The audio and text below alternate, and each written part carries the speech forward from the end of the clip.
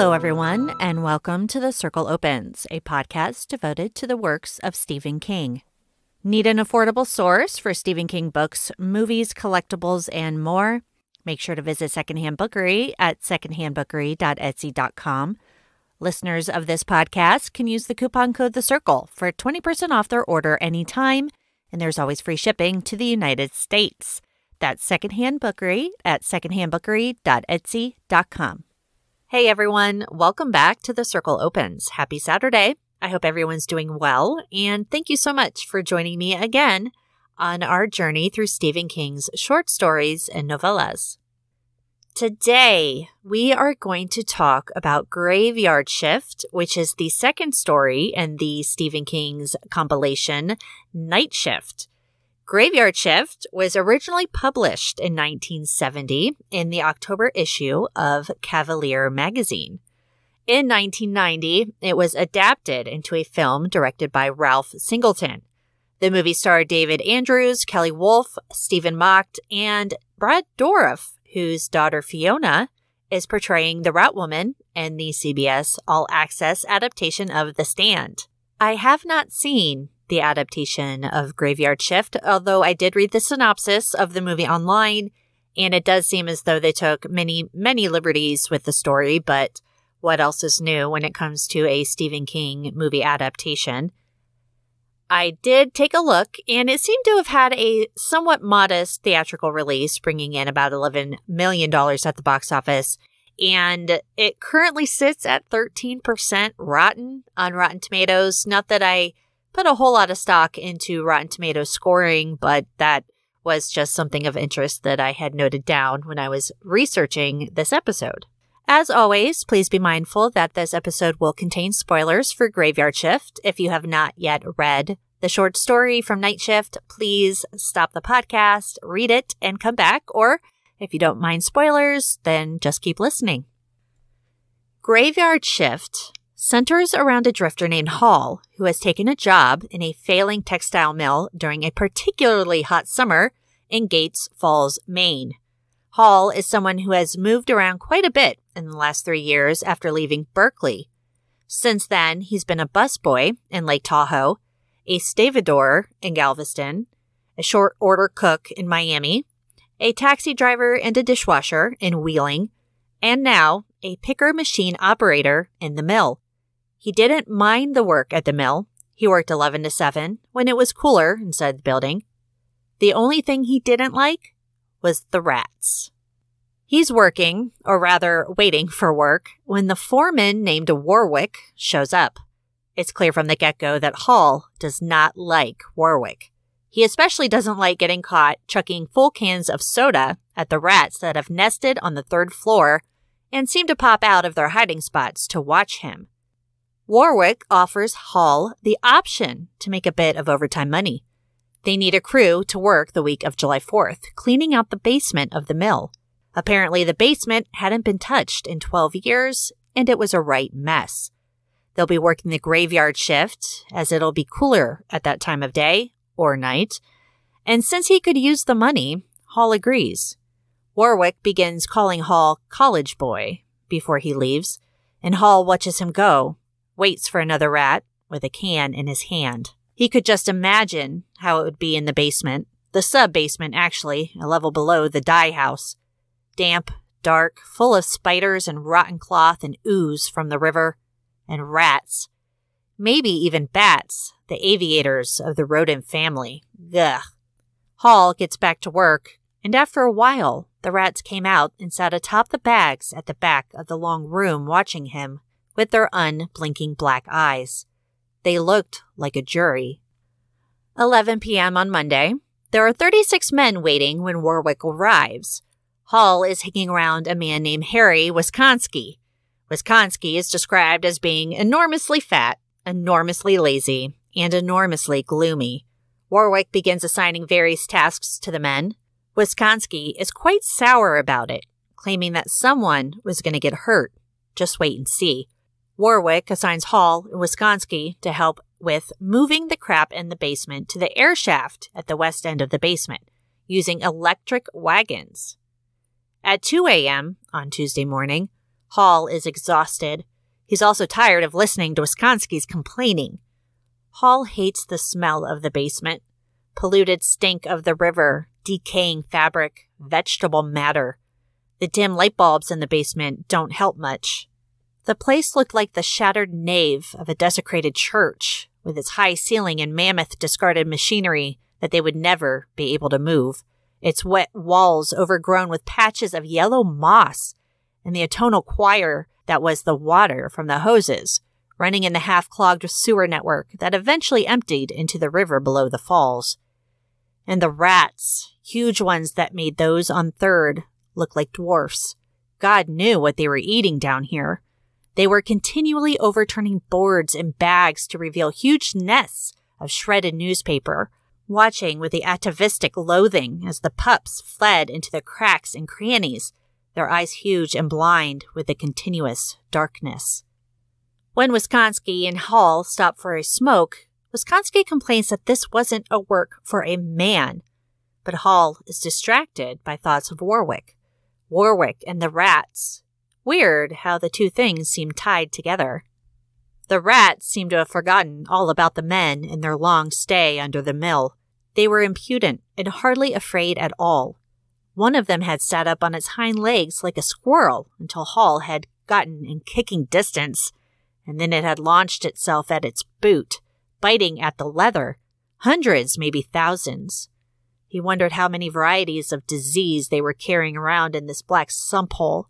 And Warwick, something about him. 4 a.m. on Tuesday. It's lunchtime. Hall, Wisconski, and some others gather to eat. They find out that a man named Ray Upson had to go home after getting bit by a rat. It had latched onto Ray's hand and wouldn't let go until they hit it with a board 3 or 4 times. Warwick put a bandage on the bite and sent Ray home. When they get back to work, Warwick asks Hall how things are going, calling him college boy and then continuing on his way without waiting for an answer. Hall returns home, and the next morning he showers and then falls asleep, dreaming of rats. The next morning, 1 a.m. on Wednesday, Hall is running the hoses this time, which he finds to be better than the crap crew. The work is proceeding slowly, which pisses off Warwick. They would never be finished by Thursday, which is what he was hoping for. Now they were working on a helter-skelter jumble of 19th century office equipment that had been piled in one corner. Smashed roll-top desks, moldy ledgers, reams of invoices, chairs with broken seats, and it was rat heaven. Scores of them squeaked and ran through the dark and crazy passages that honeycombed the heap, and after 2 men were bitten, the others refused to work until Warwick sent someone upstairs to get heavy rubberized gloves, the kind usually reserved for the dye house crew, which had to work with acids. While Wisconski and Hall are waiting to go in with the hoses, a worker named Carmichael begins screaming. A huge, ugly rat had bitten into his shirt and hung there, squeaking and kicking at Carmichael's belly with his back paws. When Carmichael knocked it away, there was a huge hole in his shirt and blood trickling above one nipple. Carmichael vomited while Hall turned the hose on the rat, driving it back against the wall where it smashed limply. Hall turns the hose on the furniture, causing nesting rats to flee everywhere. They were bigger than any Hall had ever seen. Huge eyes, sleek, plump bodies. Once he could see no more, Hall shut the nozzle down, and Warwick demanded that they go back to work. Another man tells Warwick he wasn't hired to be an exterminator. He was hired to clean up, not get rabies or typhoid. And Hall is examining the tip of the hose. To him, it looked like a .45 and could probably knock a man 25 feet.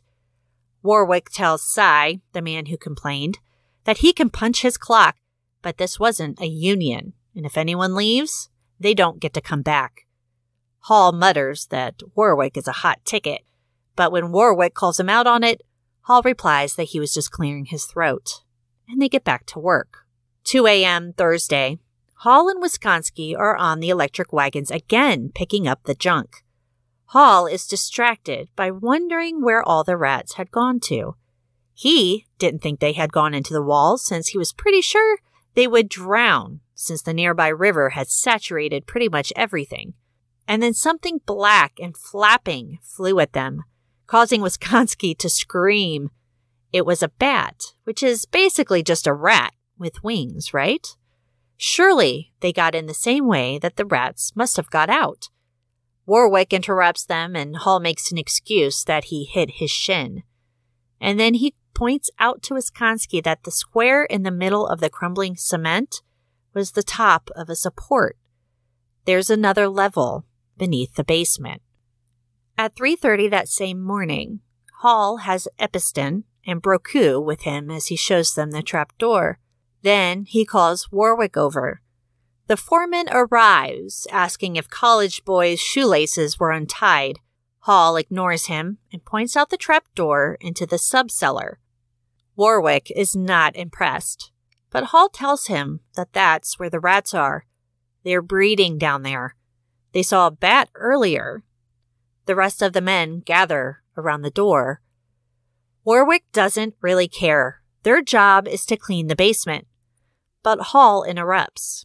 They'll need at least 20 exterminators, trained ones, and it's going to cost management quite a bit of money. This is where things get really tense between Hall and Warwick. Warwick doesn't give a damn how many rats are under there, but Hall says that he's been to the library. He read the town zoning ordinances.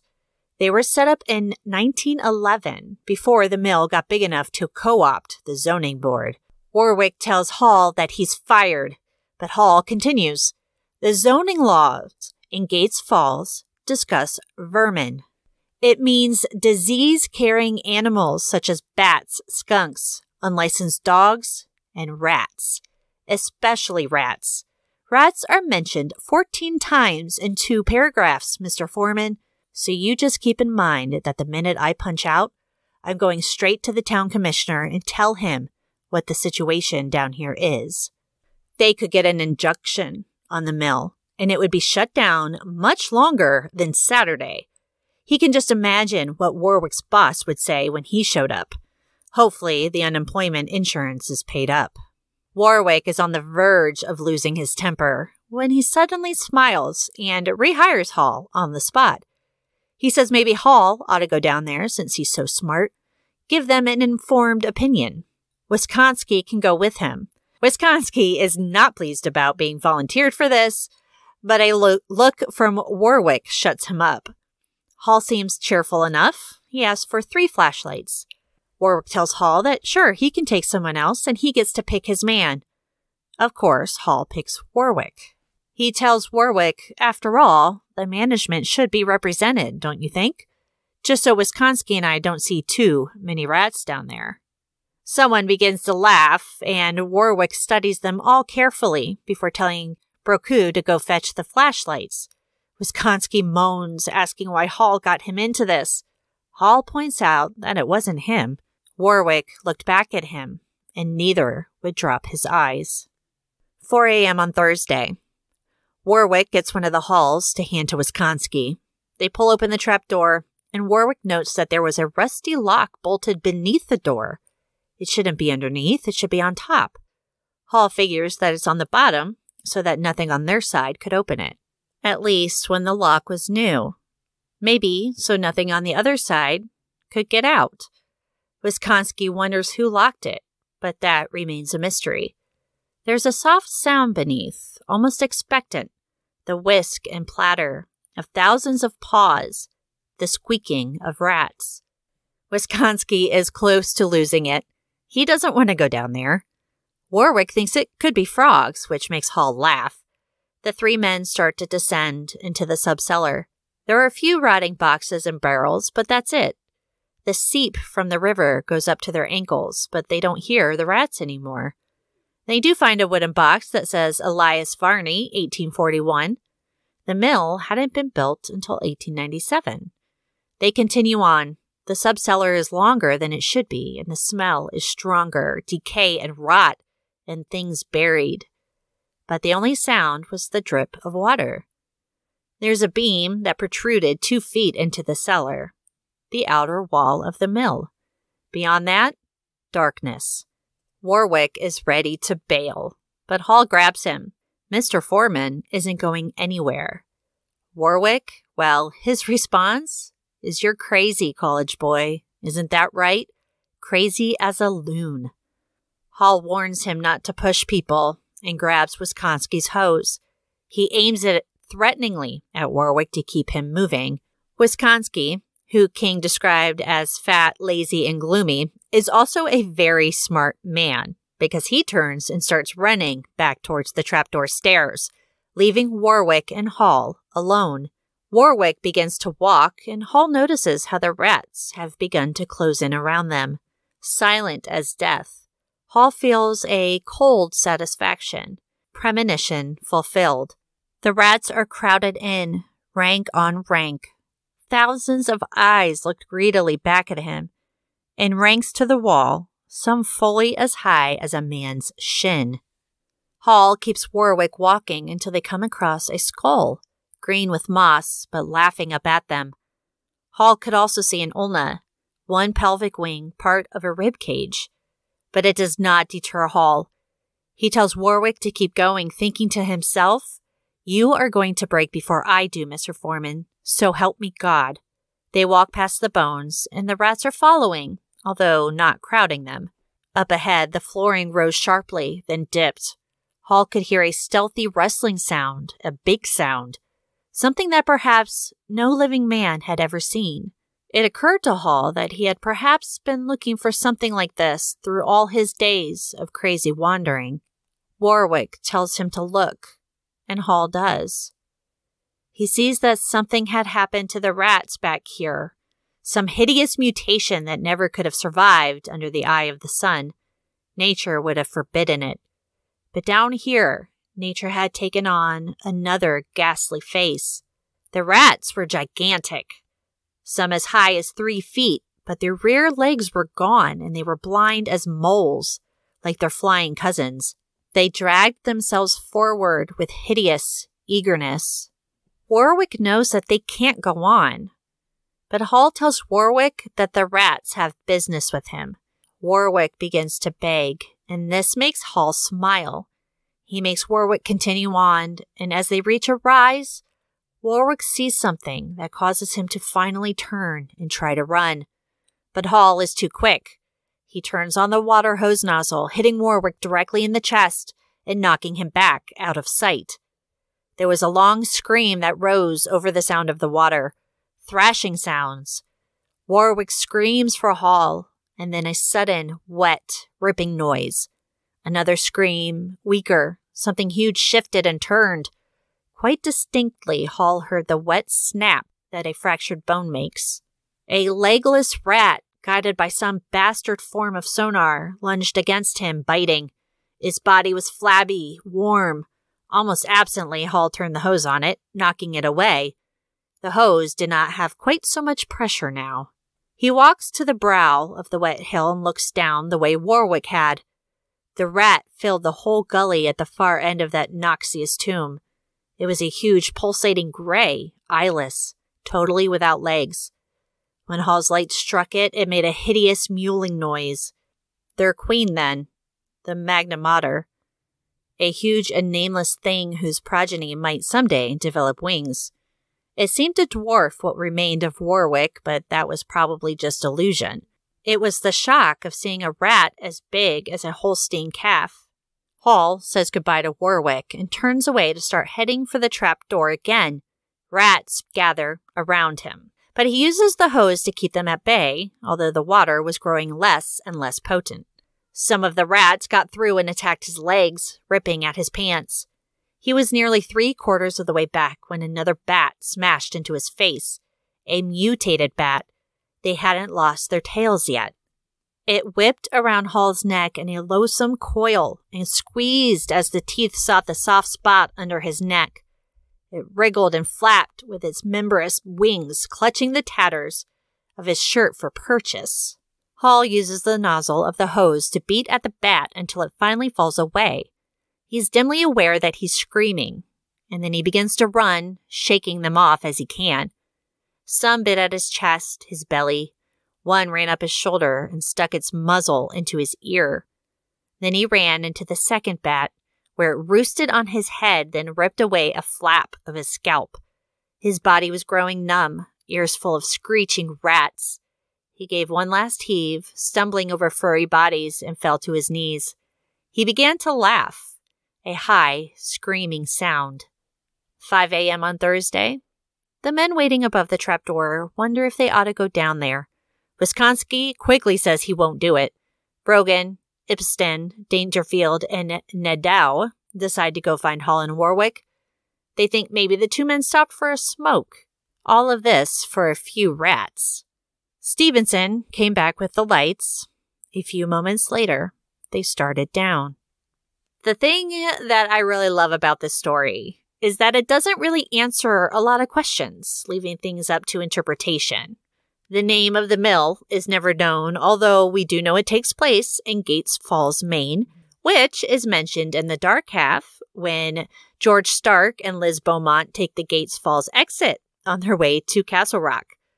Hall, we don't even get a first name for him, or a last name if Hall is his first name, but given how everyone else in the story is referred to by their last names, it's likely to be his last name. We know that he is a drifter.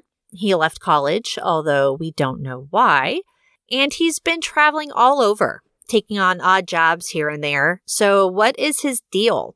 Why is he so fascinated about the rats? I suppose it could be easy to explain why, when he thinks of the rats, he thinks of Warwick, because the man himself is a bit of a rat. Clearly, Warwick doesn't care much about safety, not in the mill or for his own men. He has him cleaning out a disgusting, dangerous basement infested with rats. When one man speaks up that they didn't sign up to be exterminators and get bit and catch some disease, Warwick basically says that any man who leaves will not have a job to come back to on Monday. He is not a nice guy, and Hall seems to latch on to that. But there's something off about Hall as well. He shows very little emotion in this story. He seems very detached, I guess. He never wants to stay in one place very long, so he's restless. He has this fascination with the rats, and when he discovers the trap door that leads into the subcellar, he seems perfectly fine with descending into the darkness where he knows the rats have been breeding. He has even gone to the library to check out the zoning laws, more or less to blackmail Warwick into going into the cellar with him. In a way, it feels like this whole thing was planned by Hall, especially since he had seen that trapdoor before and realized that there was another level beneath the basement, well before he showed it to Wisconsin. And then, with cold pleasure, he leads Warwick to his death. There's also very little panic when Hall tries to return to the trapdoor stairs. Did he think he would make it back unharmed? Only when the rats really start to attack him does he scream. And when he knows it's the end and he has no shot, no option, no hope, he begins to laugh. Warwick seemed to be right when he called Hall crazy. Was it simmering over the years, Hall's madness, or was it the mill and Warwick and the rats that triggered Hall's escalating insanity? I think the king does an excellent job describing the rundown mill, especially the basement. The stench and the rot and the decay. The way he mentioned, it smelled like things buried. Terrible odor can trigger negative emotion in people. Exposure to toxic vapors and stench can cause depression and anger, anxiety. Certainly being stuck downstairs in what appears to be a rather hellish environment probably didn't help Hall's behavior, or his growing hatred of Warwick.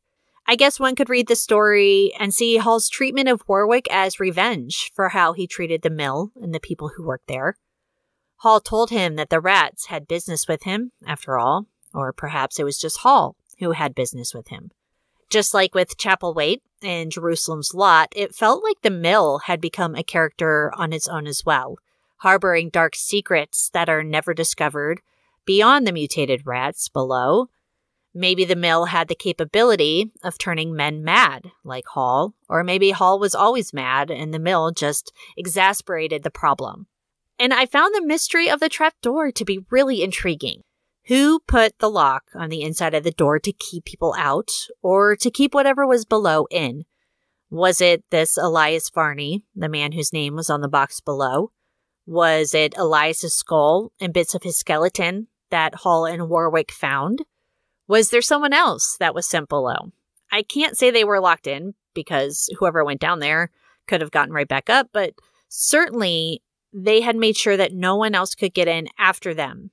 This particular box from Elias Varney, I think the date was 1841, and the mill hadn't been built until 50 plus years later. So who was it that was down there? Was this person breeding the rats? Were they performing experiments?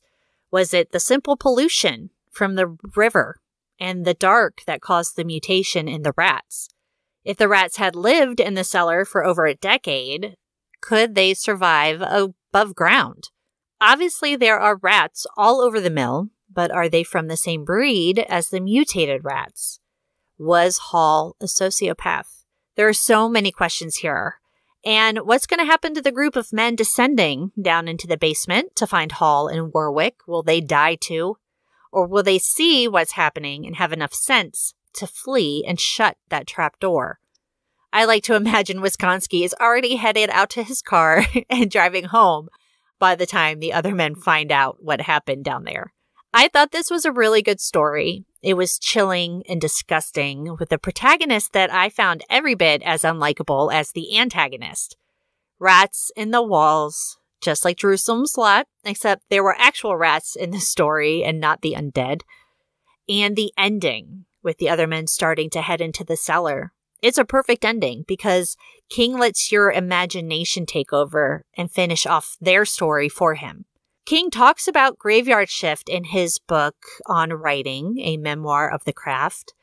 I believe it's part 21. He says, just after the senior class trip to Washington, D.C., I got a job at Warumba Mills in weaving in Lisbon Falls. I didn't want it. The work was hard and boring, the mill itself a dingy fuckhole overhanging the polluted Androscoggin River, like a workhouse in a Charles Dickens novel. But I needed the paycheck. King worked bagging loose fabric after school for 8 hours until 11 p.m. And in the summer, he moved down to the dye house in the basement where it was cooler. And he writes, during 4th of July week, the mill closed. Employees with 5 years or more at Warumbo got the week off with pay. Those with fewer than 5 years were offered work on a crew that was going to clean the mill from top to bottom, including the basement, which hadn't been touched in 40 or 50 years. I probably would have agreed to work on this crew. It was time and a half. But all the positions were filled long before the foreman got down to the high school kids who'd be gone in September. When I got back to work the following week, one of the dye house guys told me I should have been there. It was wild. He says the rats down in the basement were big as cats. Some of them, goddamn if they weren't big as dogs. King continues to write, one day, late in my final semester at college, finals over, and at loose ends, I recalled the dye house guy's story about the rats under the mill. Big as cats, goddamn, some as big as dogs, and started writing a story called Graveyard Shift. I was only passing the time on a late spring afternoon, but 2 months later, Cavalier magazine bought the story for $200. I had sold 2 other stories previous to this, but they had brought in a total of just $65. This was 3 times that, and at a single stroke. It took my breath away. It did. I was rich. So King took inspiration for Graveyard Shift from his own high school job at a local mill where he bagged loose fabric and then worked in the dye house in the much cooler basement. And just like Hall and the rest of the men at that mill, the men that King worked with were offered a crew to clean the mill top to bottom, including the basement, during 4th of July weekend. Now, of course, the man telling King the story about the gigantic rats could have been exaggerating, embellishing a little because why not? But who knows? Who knows what grows or breeds underground in the dark when no one is around to disturb it? I loved reading this bit of King history, understanding how he gets his ideas for some of his stories. Something so simple as a basement cleaning in a mill turned into a questionable protagonist, a cruel foreman, and mutated rats with a queen rat as big as a calf. It's morbid, and I love it. I think this is also a good answer to that question when you're in front of an author and you want to say, where do you get your ideas? Because I'm sure that's the one question they get asked more than anything, not just King, any author. And just like that, King gives you the answer. It could be anything. Somebody just telling you a story from work about how they saw some gigantic rats cleaning the basement. And then it can become something so chilling. It's this short story of horror, just like that. I am jealous of the writers who can take something so simple and create something so horrifying. It's wonderful. I think if I'm going to rate Graveyard Shift out of 5, I would give it a 4.5. And next week, I'll be reviewing Night Surf, a short story that first introduced us to Captain Trips many years before King sat down and expanded the plague into The Stand. Stay tuned as well for my review of the 4th episode of the CBS All Access adaptation of The Stand, The House of the Dead, that will be coming to you very soon. And if you are enjoying this podcast, it would be amazing and wonderful and so appreciated if you left me a good rating and review on Apple Podcasts. And if you would like to get in touch with me about The Stand, the podcast, Night Shift, anything King related, shoot me an email at thecirclecloses@gmail.com, or you can find me on social media at The Circle Opens, or you can go to thecircleopens.com, which is where I have been blogging and will very shortly be posting my review of The Gunslinger, the first book in the Dark Tower series. I finally finished it. I will be posting my review very soon. I'm still debating whether or not to do a special episode on The Gunslinger for the podcast, but I'm not sure yet, so we'll see. But if you would like to read my review, just check out thecircleopens.com.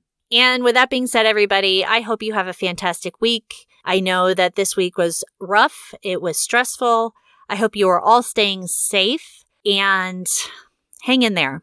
2021 is not off to a great start, but I would like to say we can only go up from here, but I'm going to knock on wood because I don't want to jinx everything. So, okay, that's it before I make everything worse. MOON, that spells see you next week.